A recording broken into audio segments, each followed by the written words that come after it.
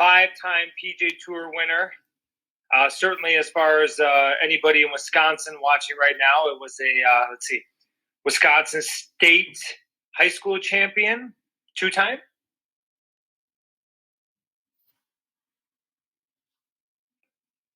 I did that. I did get that done twice. Nice.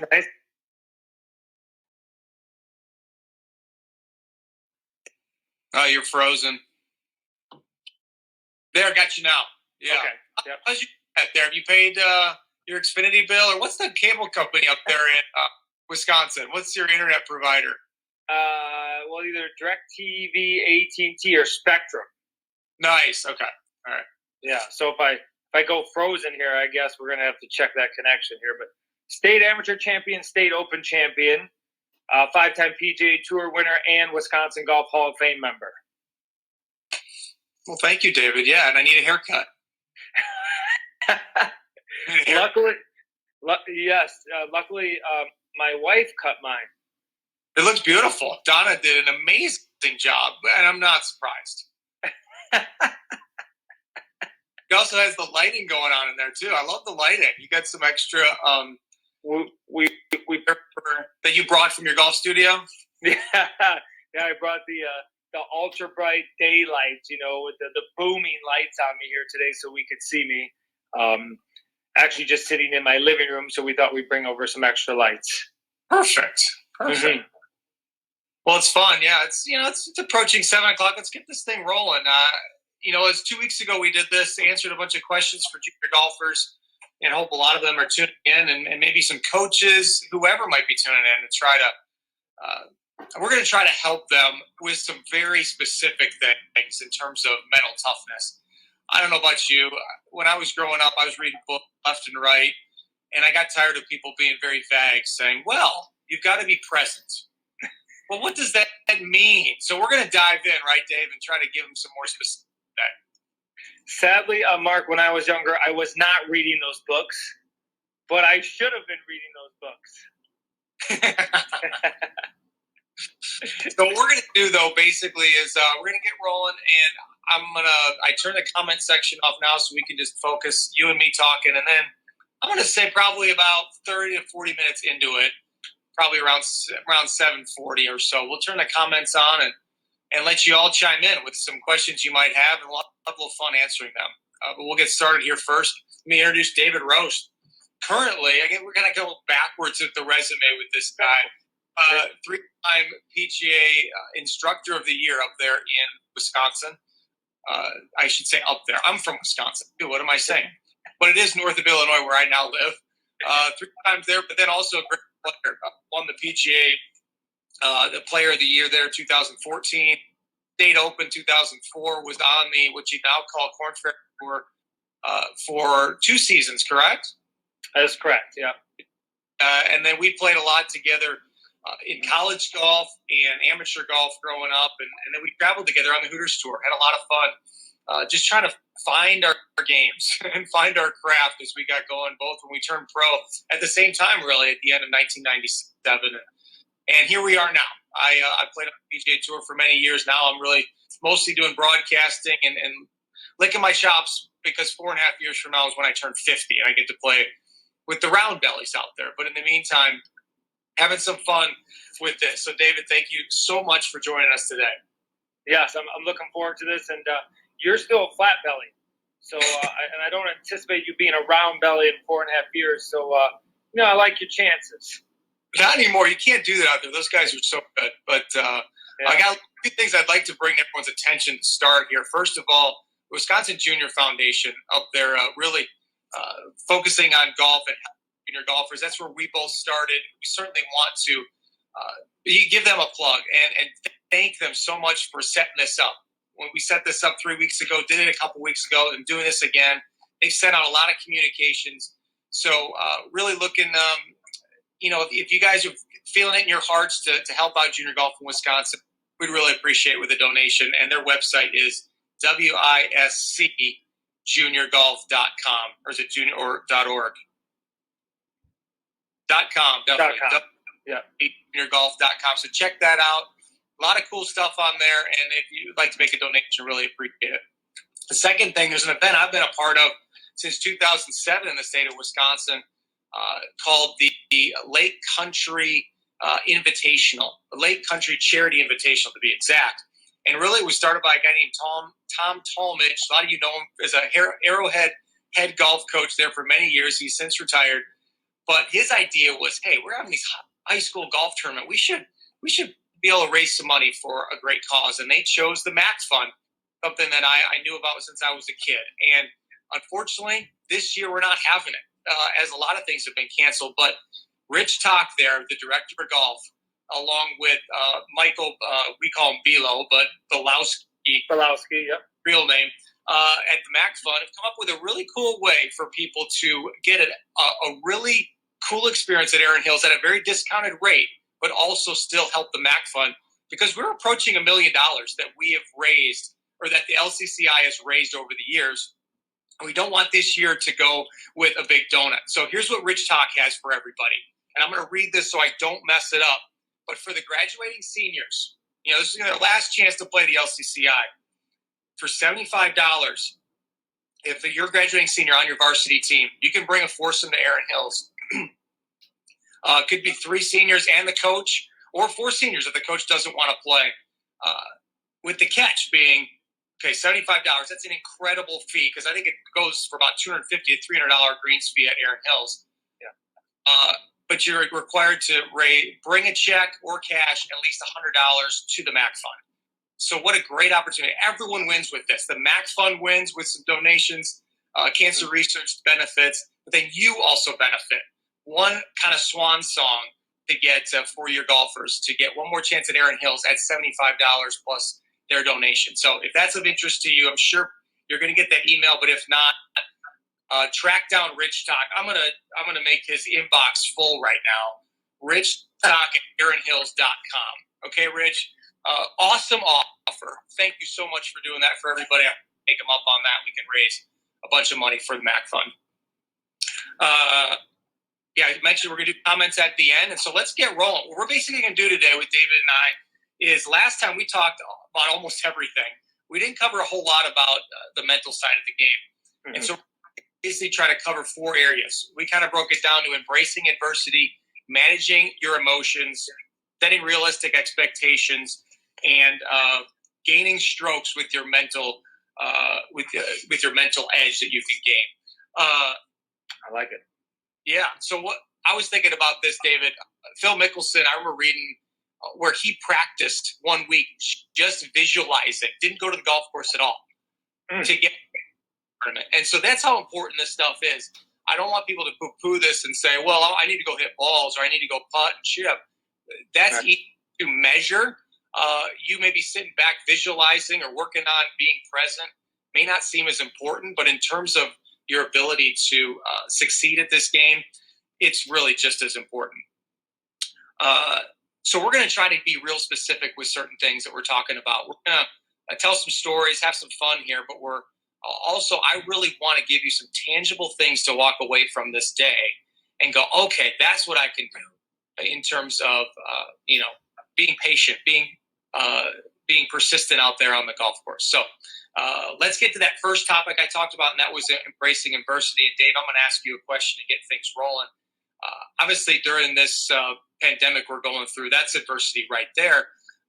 It can be little things when you think about golf. It could be maybe a plug lie in a bunker, or it could be as big as having to deal with something like losing your job while you're still trying to compete at golf. What do you think about? Obviously, you're a teacher. You talk to a lot of young kids. What's the advice you give them about adversity? Well, I think you're right. I mean, there can be adversity on the golf course, and there can be adversity off the golf course, right? So, on the golf course, simple things like you said, a plug lie in the bunker. I kind of came up with a quick little list. It could go on forever. A bad bounce. How many people are like, oh, it hit the tree and bounced, further in the trees. Well, what about the time it hit the tree and bounced in the fairway? We always dwell on the negative instead of, thinking about the positive.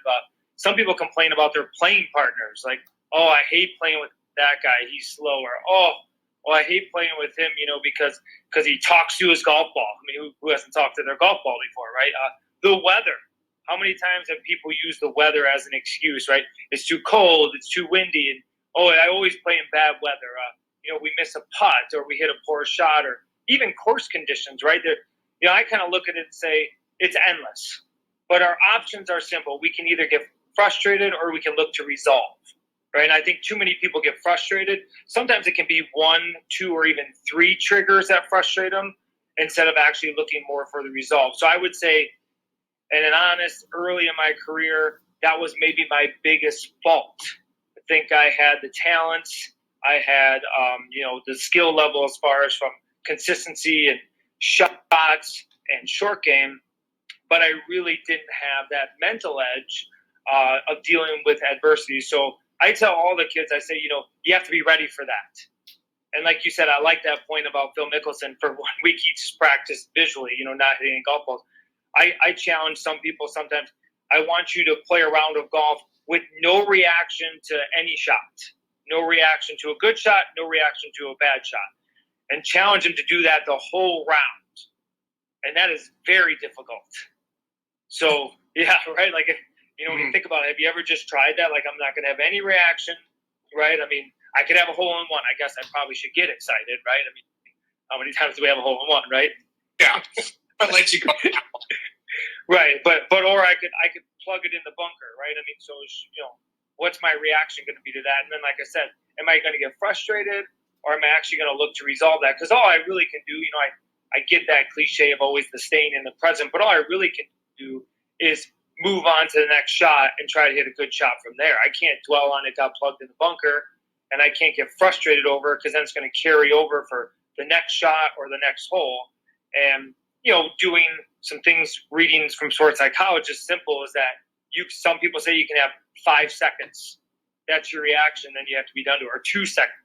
But the game of golf that can't be measured, but certainly sometimes we look back and we go, oh, I was on the bogey train. Well, was I on the bogey train because I got frustrated and there was a little adversity, or was I just on the bogey train because I did happen to hit a couple bad shots in a row? You bring up so many good points there. I think about embracing uncertainty. This game is full of. You talked about the bad bounces. You and I played professional golf for a long time. You don't always know what the cut number is going to be. You don't know if you're having to change your flight Friday night when you're practicing. There's uncertainty left and right. So you've got to embrace that. And you brought up a good point, too, that it takes practice. So you tell your students to actually practice, stay not caring for a round. That's a good point. You got to be intentional about these things. They're not just going to happen just because you hear us say them tonight. You've got to go out there and practice them. And the more you practice, just like your golf swing, the better you're going to be at that. Webb Simpson talked about, I think it's a 30-second rule for him. 30 seconds. 30 seconds for him to go ahead and have a pity party or whatever it is. Don't let that affect you on that next shot. Easier said than done, but hey, that's part of the game, those trouble shots, the recoveries. When you get there in that situation, you got to be like, all right, what a cool opportunity. I hit a big push cut over here in a bad spot. Easy to beat yourself up, but you know what? That's kind of the norm. Do you want to elevate yourself and be better than the rest of the guys out there, or do you want to just be the norm and go ahead and have it? Yeah, Mark, I like you to share with us, certainly early in your career. I know you had your Korn Ferry Tour card, which, if anybody isn't familiar with, that's the sister tour of the PGA Tour. That's the minor league equivalent of PGA Tour. And you played for a year, and, I can't give the exacts, but I don't think you had that successful a season. You lost your card, and you had to go back to what's called the qualifying tournament, or the Q school. And you managed to get there, get to finals, and get your PGA Tour card. And to a point, the rest was history. Well, I will say it was a year that after playing on the Hooters Tour for 3 years and then finally graduating to the Korn Ferry Tour, I was excited about the opportunity and then finished 120th on that money list, which sounds good for the PGA Tour. That keeps your card out there. At the time, it was top 55, I think. So, I was back, but I gained so much confidence going back to what we called the qualifying tournament back then, Q School. because I didn't have to beat all those guys that just got their cards and graduated the PGA Tour. I had to beat the guys that I beat the year before to get through Q school. And for some reason, I just I let the bad weeks. I had, I think, more missed cuts than made cuts that year on the Korn Ferry Tour. But I'm going to dwell on the good stuff. And I took a confidence in there that was really bizarre because I shouldn't have had that much confidence. I was playing for my job, playing for my livelihood, but I was able to get it done. And Dave, I was looking through old stuff, thinking about journaling some of these you have. And I found one. This was with my old handwriting. You can see my old little chicken scratches. I know it's backwards, but I'll read a few. These are kind of funny. I went at a round of golf. I said here, number 12. I didn't stay on the 3-iron long enough. Yes, we had 3 irons back then. I actually still carry a 3-iron. Into the bunker. Didn't hit it hard enough. Here's one that was funny. It says, "Balata ball and square grooves don't equal a run-out shot." What? Watch, you probably don't know what a balata ball is. Or square grooves, for that matter. Mark, we got to stay in the present. I know. But then I found this one, too. I've got a lot of these little folders. Or this is a binder that I've got in here with all kinds of notes that I took. And I'll read. This is a little bit revealing, but I'll read. I'd write this after every round, after almost every practice session. I wrote this one. This was just a couple years ago. I said, "I fight, but sometimes it takes me a minute to recover," which could have been another missed putt on a guided full shot. I'm getting on myself. I usually go slow, but maybe I need to focus on a reset or something to gather my thinking. I'm beginning to believe that the golf is the easiest. It's the fear that is the toughest challenge. Is it the fear of embarrassment? Seemed to be there this week. Fear of hitting a fat shot or missing a short putt or hitting in the water. Okay.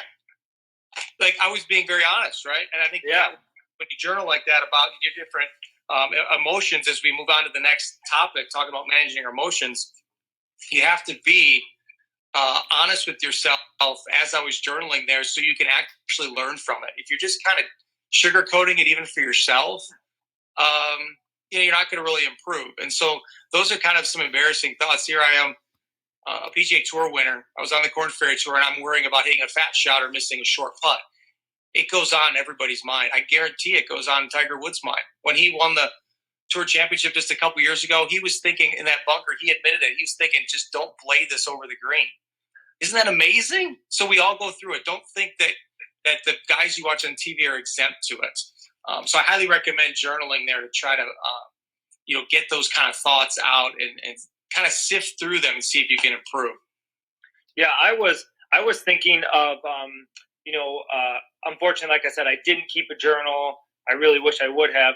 But I was thinking too on the lines of keeping a journal when after a round of golf, maybe you face some adversity where maybe you're like, either the emotions got the best of me and here's what I was thinking, or maybe I was too much, like I was playing a great round. I had a chance to shoot my all-time low and then I finished double bogey, but it's okay to journal those emotions because we're going to come back to that at some point in a future round. And we want to be better mentally so we can then pull off that shot or hit that shot better. So I really like it when there is some adversity. It could be, as far as I started out poorly or I started out great and I didn't finish well. What are the feelings? What are the thoughts? Even the range of emotions. And like you said, if you keep a little bit of a journal, you're going to get into that situation again. And now you should be better prepared. Or if there's something that you felt you didn't do well, like I didn't commit to the shot, or I wasn't focused on what I needed to do, and all of a sudden my routine got off, and then all of a sudden I hit a bad shot. Well, that means next time if you journaled that, you might remember that, and you're going to do that better or execute that better next time it happens. It's good to have a toolbox, for sure. So write down positively that went well, too. Like, hey, wow. Like you said, I started out poorly, and I thought about this, and that, and all of a sudden I got it back. Also journal that too. And so as we go on to the second one about managing them, I was thinking of a few like anger, jealousy, fear, and then like a good emotion, trust. I want to start with a little funny one here. I hope I don't catch you off guard, but I've got a good one where the anger got the best of me. and I'm embarrassed to tell the story, but I'm going to tell it. Okay. But I'd like to hear one from you if you've got a certain story that comes out, not necessarily anger, Dave, but anything where like I said, I referenced early on in my career, I had trouble either managing emotions and or dealing with adversity. I will admit to, certainly some of us have done this, and I'm almost embarrassed to the fact of throwing a club. And you. and now I may see one of my students do it, and I think to myself, oh, I used to do that, like how silly I looked doing that. And really, in reality, it wasn't the club's fault. Right? Like, it was my fault. Either I made a bad swing, or I didn't have, like I said, maybe the emotions got the best of me at that point. Like, I was either too excited, or, like you said, nervous or fearful. Mm-hmm. And so I sadly admit that, yes, I had thrown some clubs in my day. Sadly, unfortunately, maybe broken a club. And again, I am almost embarrassed to the fact that didn't realize how my emotions then were really affecting my game. And then how it would carry over. It could even carry over that whole round, or sometimes even carry over further on. So, like I said, I'm not saying it in a way that I thought that I was the most talented player. I thought that I had some skill level to be able to compete, out at the highest levels. And certainly if I was able to manage those emotions better, the outcome might have been different. Yeah, I think Ricky Fowler is a great example. Have you guys ever seen him get upset on the golf course? No. He's just such calm, cool, collected. A lot of kids look up to him, obviously. That's something they should be copying. My embarrassing moment, Dave, in the anger department, I remember playing. I was my second year on the PGA Tour. I was at the 84 Lumber in Pennsylvania, and I think I parred or bogeyed an easy par 5, and it was late. Like, I needed to make a couple birdies coming in to make a cut, and I went over to my staff bag, and they make them a lot better now than they do. This, back then it was a very thin plastic, and it was around, and I looked at the bottom of the bag, and I just took my foot and I hit it as hard as I could. But my shoe went into the bag. It broke the plastic and went into the bag. And then I couldn't get it out at first. I had to pull out, and I pulled it out. And now there's marks on my shoe. So now I'm very silly, very embarrassed. And then I'm really mad too. So my caddy can't see me. And we're walking. I'm like, why is he taking so long behind me? I look back, and the clubs are coming out the bottom of the bag. Of towels in there, and I felt bad. So I'm back a lot more stable now. But don't ever do this. Don't throw clubs. Don't kick the bottom of your bag. It's childish. And I missed the cut, of course. And like you said, it carries over. So Mark, was that on TV? No, it was not. Oh, no. That was before smartphones. If you kids can actually remember, I believe that there was a time that there were no smartphones. I was thinking about another emotion too, and that was fear. That's a fear of failure. And I was thinking of a situation for me where I was playing really good. It was the Memorial Tournament, Jack's tournament, my first year playing. And I barely made the cut on the number, I think, maybe by a shot or two. And I go out on Saturday morning, and I was playing with Jerry Kelly, actually. And I parred the first 2 holes, and then I birdied the next 7. So at the time I didn't know it, but I tied Jack's record for the lowest front 9 score at Muirfield Village and the most consecutive birdies in a row. Wow. Yeah, it was awesome, but it was a weird feeling, Dave, because I had a fear of failure at that point. Because here I was having this great round. I should have been thinking, wow, this is my day to shine. Let's just keep going. Let's roll with it. But when I made the turn, I just didn't want to ruin it. And what do you think I did, Dave? My educated guess is you shot probably 39 or 40 on the back. I shot 39 on the back, and it was a good 39, actually. I had a couple balls in the water, and all of a sudden I went from this freewheeling kid who was reaching his potential on the front 9 to someone just holding onto the steering wheel. And so fear of failure can come even when you're doing great. It doesn't have to come even when you start on the first tee and you're like, oh, I don't want to let down my team. I don't want to, there's some there's a college coach watching me here. I want to play well for him. It could be in the middle of a fantastic day. So that was a big eye opener for me, and I'm still working on it. I think we're human beings. You fall into that trap, but the little things that I tell myself now instead that I didn't know back in 2007 was to now just say, Mark, this is what you play for. This is what you dream about. This is what you pretend. When you're at putting green with yourself, you're making all these putts to shoot 59. This is your opportunity. Let's embrace it and love it. And that's what I tell myself now. I recommend everybody else doing the same. That's fantastic. I have a recent story. Of course, it's not in a PGA Tour event, but it actually was last year at South Hills in Fond du Lac. We have our Horning stroke play, and I just recall. I don't remember because it was when you're playing that well, a lot of times you're just that cliche, but in the present, hitting the drive in the fairway. But I remember I was standing on the 16th tee, and somebody had mentioned, if you birdie the last 3 holes, you shoot 59. And so I didn't really think about it, at that point. And so all of a sudden, kind of like you said, I tried to get the steering wheel to go, just go straight there. Like, oh God, 59. I've never shot that in my life. This could be amazing. And so, the steering wheel kind of held on there a little bit. I actually bogeyed one of the holes coming in. And they're easy holes, and then drove the green and 3-putted. And this is last year. You felt like you had an opportunity though a little bit. Yes, and so it's that it happens to all of us, and it doesn't matter age, it doesn't matter experience, and certainly, like you said, it could be playing bad or playing great. And I think about that from a standpoint of just like you said, you were freewheeling, you didn't even realize you made 7 birdies in a row. All these records. Who knows? You might have made 5 more on the back and shot 60, right? And then you might have been near the leaderboard, right? Mm-hmm. So I think we have to remember that. Certainly, I always say what we're doing throughout a round of golf has to have some type of consistency. We don't want to change routines. We don't want to change our thought process. If I made 7 birdies in a row, right, I should try to make the 8th one.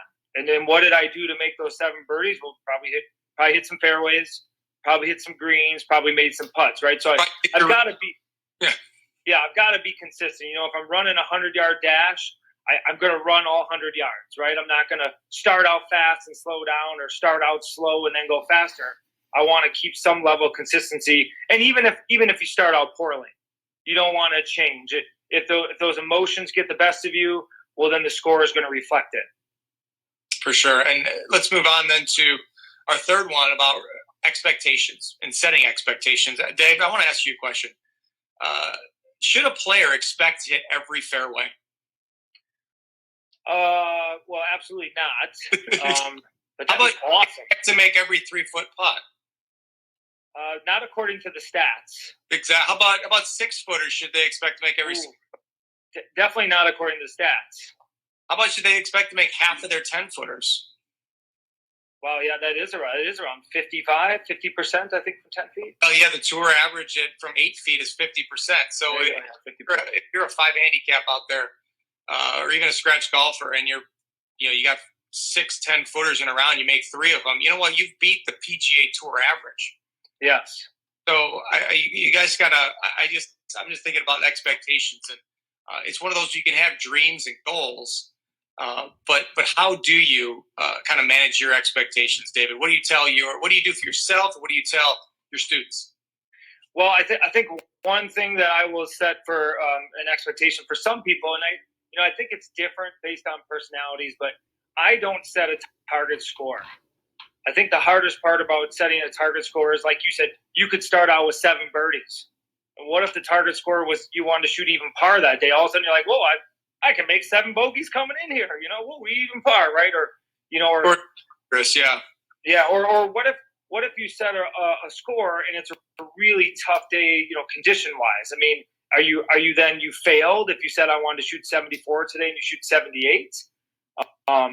So I try to help people and say, we can set goals from a mental standpoint, like keep a mental scorecard, or but setting a score is almost inevitably setting you up for failure. I mean, right? Because like I said, you can get off and birdie the first 4, and all of a sudden you might be, oh, well, now I can relax, right? Like I set my score at 72.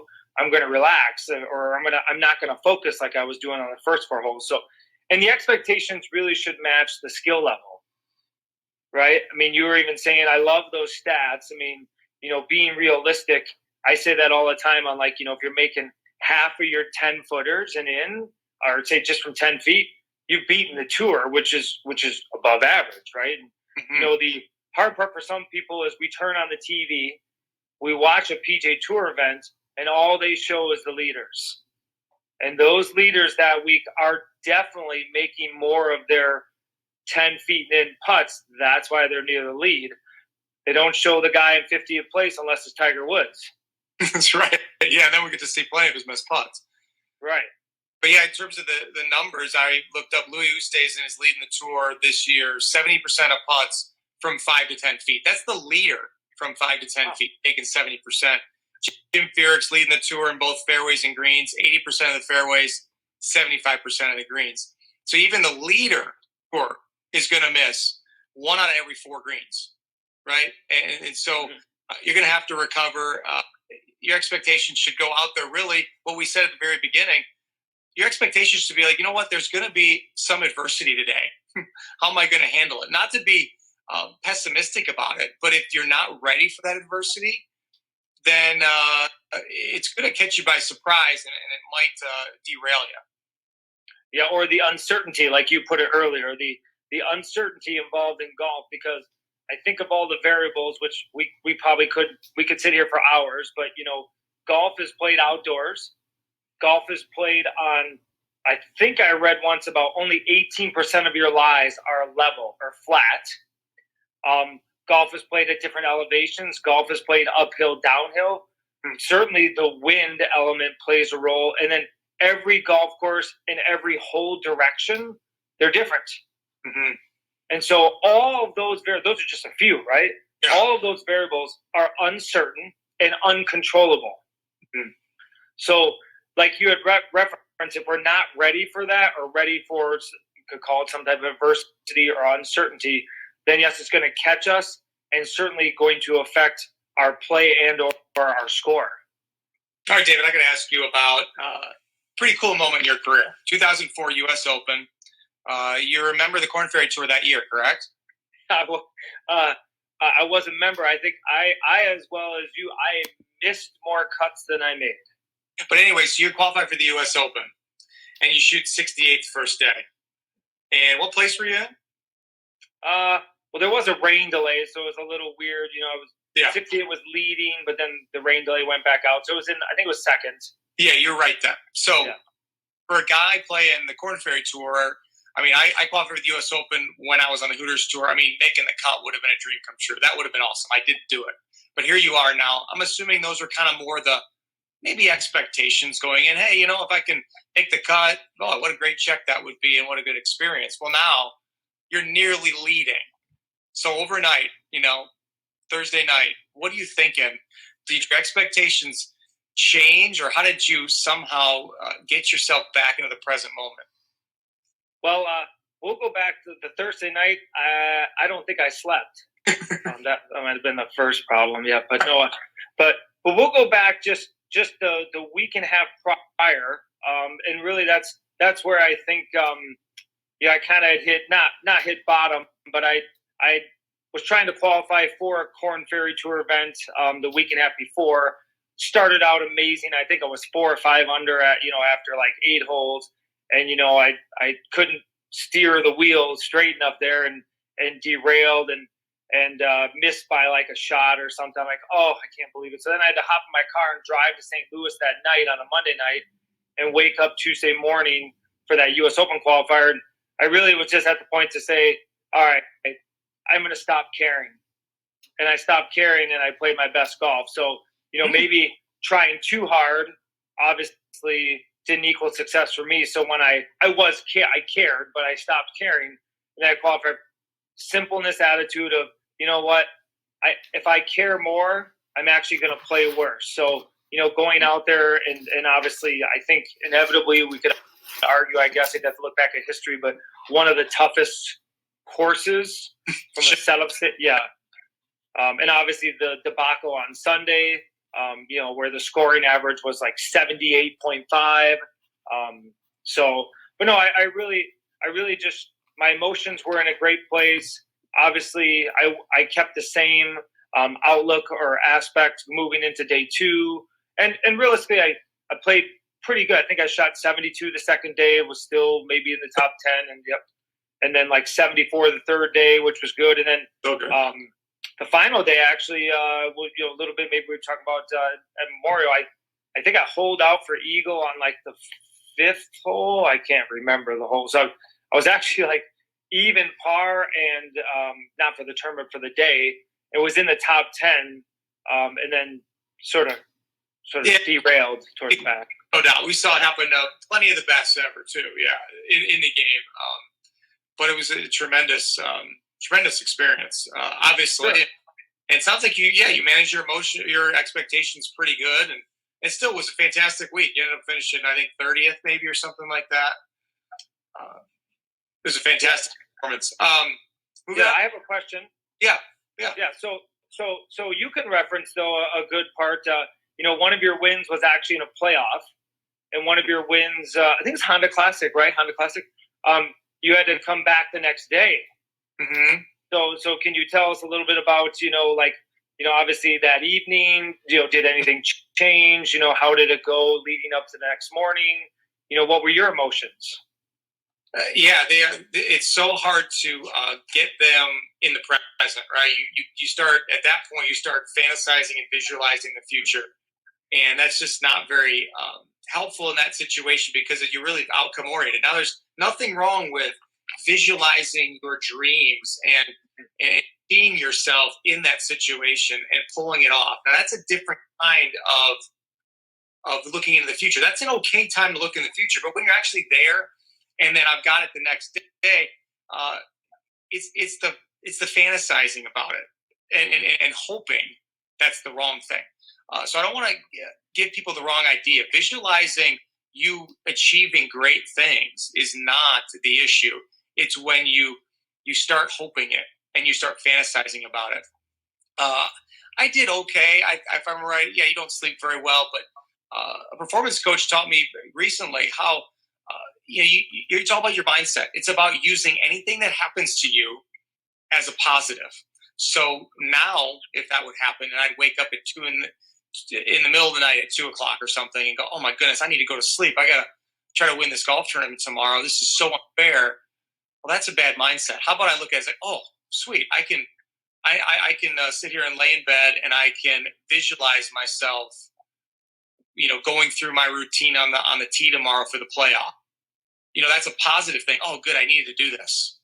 Like you look at that as a positive. So that would be my suggestion to whatever happens to you, use it in a positive way. And as we go into our last question or last thing about gaining strokes mentally, I had a few different things, Dave, that I'll bring one up. That one of the best pieces of advice I got from Dr. Bob Rotella, who I work with, was to dwell on my best shot.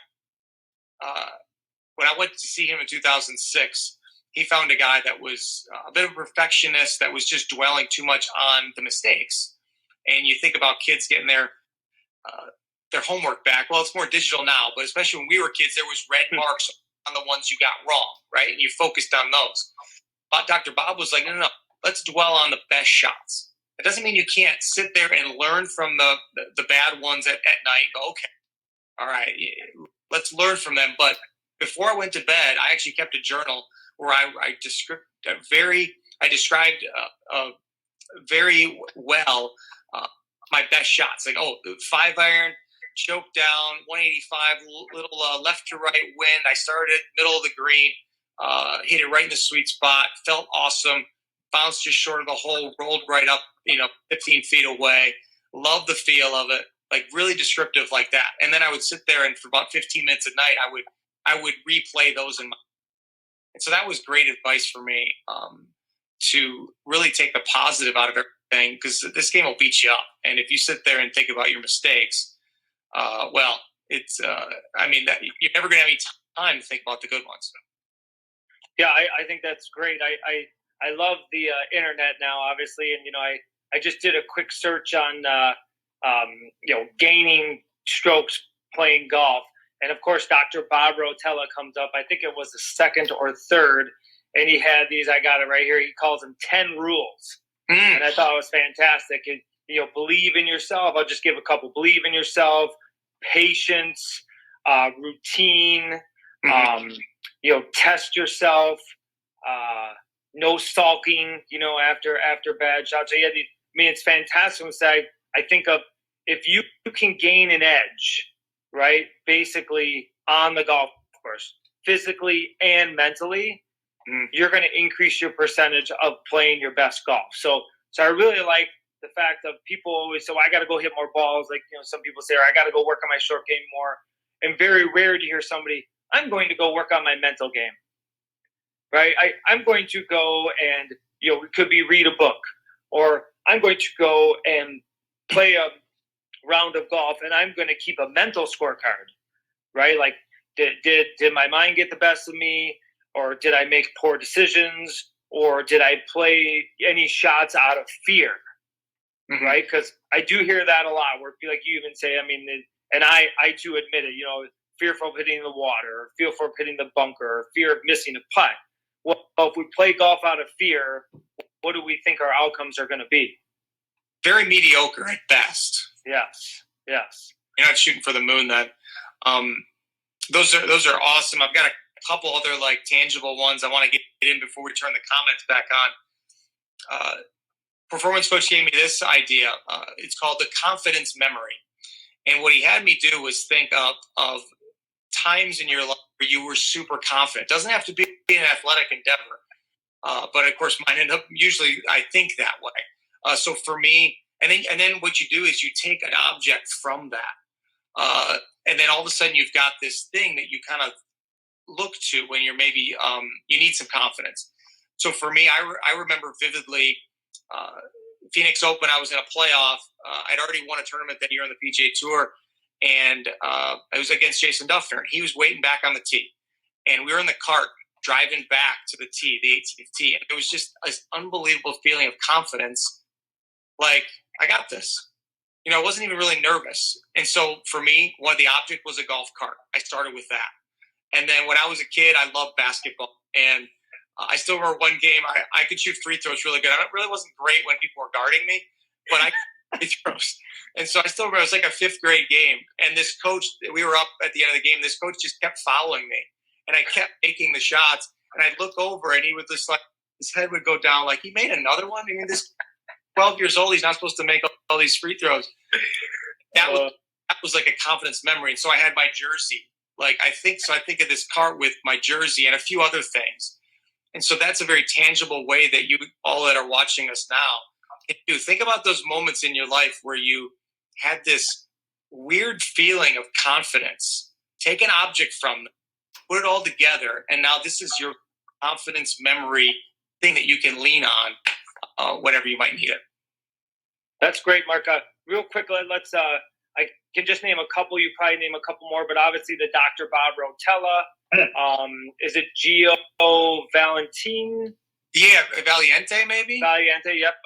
Mo Pickens. Yeah. Yep. Can you think of a couple other just general? He worked with Payne Stewart. Yep. But yeah, Bob Rotella's books, I've got all of them on my shelf. And what he does so well is he's a great storyteller. So he gives you a lot of great stories. Easy reads, and people can get a lot out of those. I got one more tangible thing before we turn the comments on that I want to share. Well, I got two more, Dave. Calming down. I like to think about breathing in 10-second increments, right? So basically 6 breaths a minute. If I'm feeling really, really anxious, so it's really slow breath in and out, but it should take 10 seconds to do one breath. So that's a great way to slow yourself down. When you feel like you're in a pressure situation. And then the other one, we've said this a lot today, being present. How are you present? How do you do it? I think the best way to do it, especially in golf, is to take in nature. When you're out there, you use all your senses. You hear a bird chirping. You see the clouds, you see the sun, you see, whatever, the wind in the trees, you feel the wind. As you're walking to your next shot, instead of letting your mind wander, you take in nature at that moment, because that's actually what's happening at that moment. And now you're teaching yourself how to be present. And so many of our stories today have been, if we could have been more present, Dave, you that day in the Horning Mat stroke play, me at Muirfield Village, we might have a couple rounds in the 50s we could be talking about. You know what I mean? Yeah. Anything you want to add before we get a couple questions from everybody? No, I think those are all very good. Certainly, if any, but now we'll answer some questions. But if we can't get to all the questions, feel free to tag us on Instagram. Be more than happy. Mine's just David Roesch Golf. Obviously, right now we're on Market Down Golf. Be more than happy to answer those via personally or respond via email. And if we can help in any way, by all means. Obviously, we're not sports psychologists. We've both played at high levels, especially yourself, and we've experienced a lot through the years. So we're just trying to share some of our knowledge with everyone.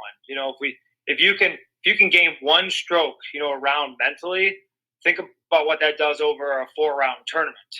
It's huge. Yeah, it's huge. Yeah. You're in a little late too. I threw out a really nice offer at the very beginning at Erin Hills, and I'm just going to throw Rich Talk's email out here one more time. If you didn't hear about the offer and you're a graduating senior and you've played in the LCCI, you probably know what I'm talking about. Please email Rich Talk. He's got a great offer for you to play Erin Hills this summer. richtalk@erinhills.com. Email him and say, hey, I saw Mark Wilson last night on Instagram, and he said you've got an offer for me. And he should email back with what that offer is. How many emails can we get to Rich Talk by tomorrow? I hope Rich is going to have a huge inbox. Anyways, all right, I'm going to turn these comments back on. It looks like we already got a couple earlier. Let's see what we got here. All right, Dave. When working on your game, how do you avoid playing golf instead of golf? This is from 327 Acer. Does that mean he has 327 holes in one? Man, maybe that's visualizing. I like that. But yeah, that would be amazing. How do you avoid playing golf swing instead of golf? I'm going to let the teacher answer that one. Well, yeah, I mean, that is one of the most common mistakes.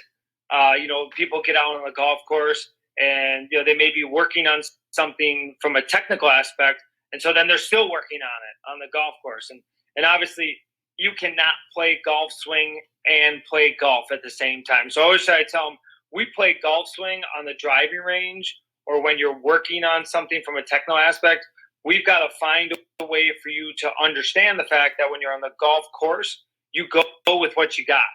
I always love the Jack Nicklaus one where he said, well, if I was fading it, I just played a fade that day, when I was warming up. If I was drawing it, I just played a draw. I mean, so, we can see patterns when we're on the golf course, and we should play those. We're not going to, let me play golf swing right here and change that, right? I mean, certainly you can make a minor adjustment if you're drawing the ball. You can aim a little bit to the right and play it, right? Same if you're fading the golf ball, right? I mean, but playing golf swing, it doesn't allow you to be free.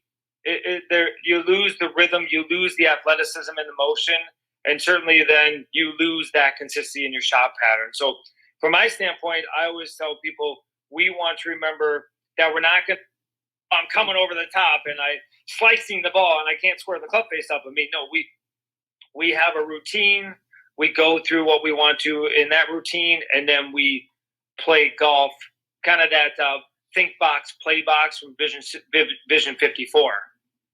Yeah, there's training mentality, that's for the range and everything. And when you're working on stuff ahead of time, but then once you get on the golf course, you kind of got to freewheel it more. Maybe you have one swing thoughts, okay, or a couple little cues or feels here or there, but you end up being too robotic and you don't let the freedom come out in your golf swing when you're thinking golf swing.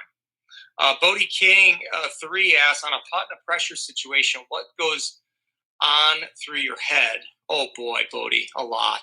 Mark, that is definitely for you, because I have seen you make multiple putts in tour events at the end playoff to win. I think once again, you got to seize the opportunity. You got to look at it as this is an opportunity to do something great, whether it's a 4-footer on the first hole on Thursday or a putt to win a tournament.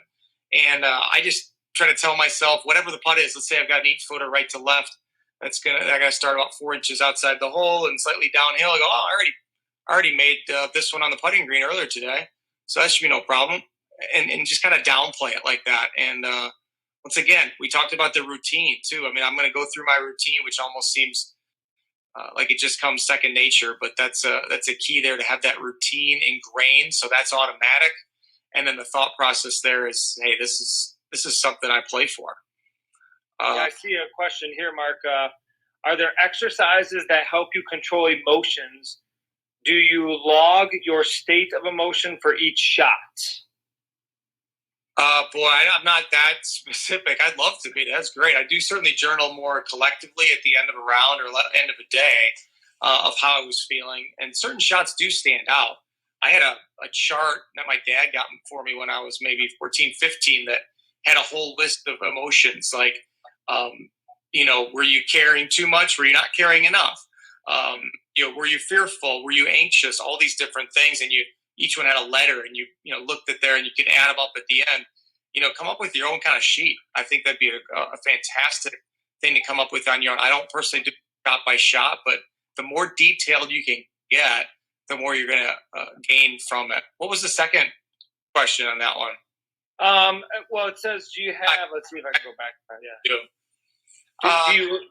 Do you log your state of emotion for each shot? I mean, yeah. Well, I think you talked about other actual exercises. I mean, I talked a little bit more about the visualization things and the more detailed you can get. So that, or practice your breathing, go through your routine. Sort of little things like that. I guess I would consider some mental exercises. Also, that present tense one thing I talked about. Being in nature.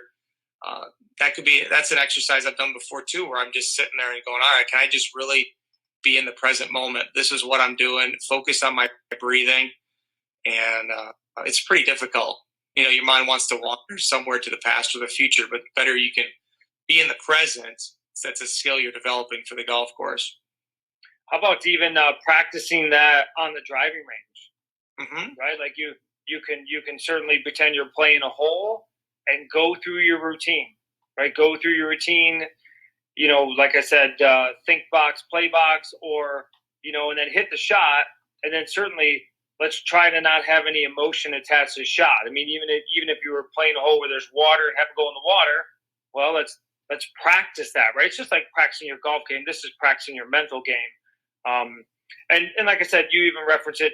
I mean, picking up a book or two where you can gain one or two aspects throughout that book that can help you from a mental standpoint, then it's worth reading the book. No doubt. Yes. Right. Yeah. Don't forget. LJW 1122 asks, can you explain the merits of one shot at a time? I got a little orange piece of paper I still have. My mom gave it to me. It was at North Hills Country Club, actually. She gave it to me the day after I lost the U.S. Junior by shooting 89 the last 14-year-old. I dreamed of winning that tournament. I grew up in Menominee Falls, where you live now, David, and that's all I wanted when I was 14, to win the 1400 division in the state junior. It was at North Hills. And I opened up a huge lead. Ryan Helmanen came back and beat me because I shot 89. I think he shot 7. What? But he beat me. And it was like the next day I had another tournament to go play. And my mom gave me this little orange thing that said one shot at a time. And I remembered that forever. And it speaks volumes to being in the present. It's just another way of saying you need to be in the present to reach your potential. Yeah, I mean, I agree that is the cliche in golf, and it's hard to get there, right? Like, we're excited, maybe we're playing well, right? We just started out great. All of a sudden, we, like you said, we either start to steer the ball, guide the ball, or we lose what we were doing on those first couple holes. So it's something that has to be practiced. I mean, that is the truth. I would say experience, patience, right, and practice. Mm-hmm. If you don't practice your mental side of the game, how can you expect it to be, good if we haven't practiced it? Exactly. Yeah. We're going to go against Allen Iverson here. Practice is important. Yes, I agree. Yep, I have something here from I believe it would be Grace Suter, but maybe it's from her dad, Vince Suter. What would you do to calm down if you bury the first hole and triple the second? Yeah, I would go through that breathing routine I talked about. Maybe 6 deep breaths there that take about a minute total. Each breath about 10 seconds, because I know I was going to be a little anxious. I'll probably be pretty angry at that moment.